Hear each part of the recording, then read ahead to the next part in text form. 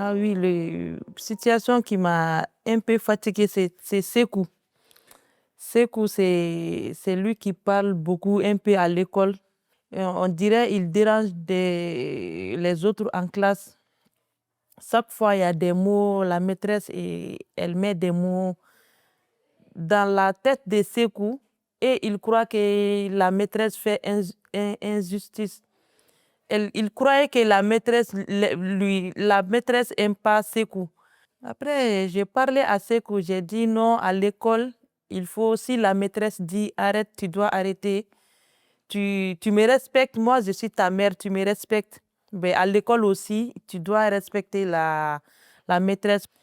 J'ai dit, il ne faut pas déranger les autres. Vous êtes à l'école pour apprendre des choses. Si toi, tu parles, les autres ne peuvent pas comprendre. Dans la cour de récréation, tu peux parler tout ce que tu veux, tu peux faire. Mais en classe, il faut écouter ce que la maîtresse dit. Je pense maintenant il a beaucoup compris. Depuis la rentrée de cette année, il n'a pas eu de mots d'abord.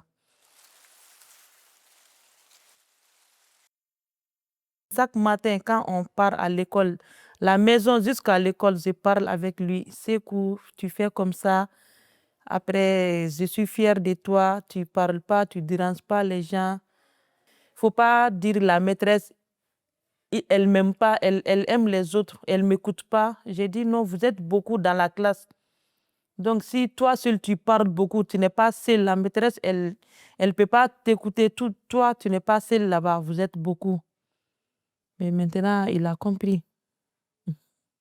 L'estime de l'enfant est très importante, effectivement. C'est ce qui permet à lui de s'étayer et de se développer, de grandir et de progresser.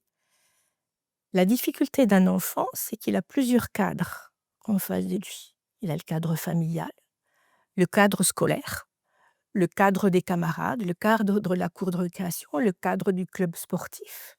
Il a plein de cadres. Et c'est tout ça qui est très difficile pour un enfant en construction, c'est de jongler avec tous ces cadres. Comment je me retrouve? Moi qui suis si bien à la maison, je sais qui je suis, je sais ce que je peux faire.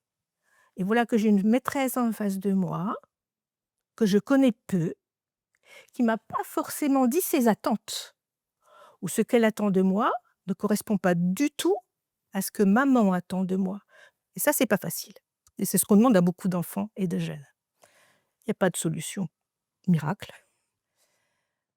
Le tout est de bien, en tant que parent, c'est d'écouter son enfant et de voir avec lui ce qui le gêne ou si tu peux l'amener, ce qui lui pose question dans le cadre de l'école.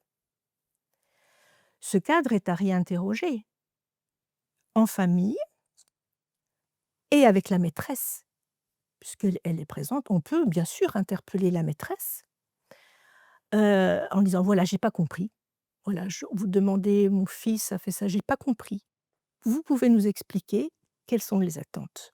Quelles sont vos attentes et comment mon fils ou ma fille peut s'y retrouver dans ces cadres?»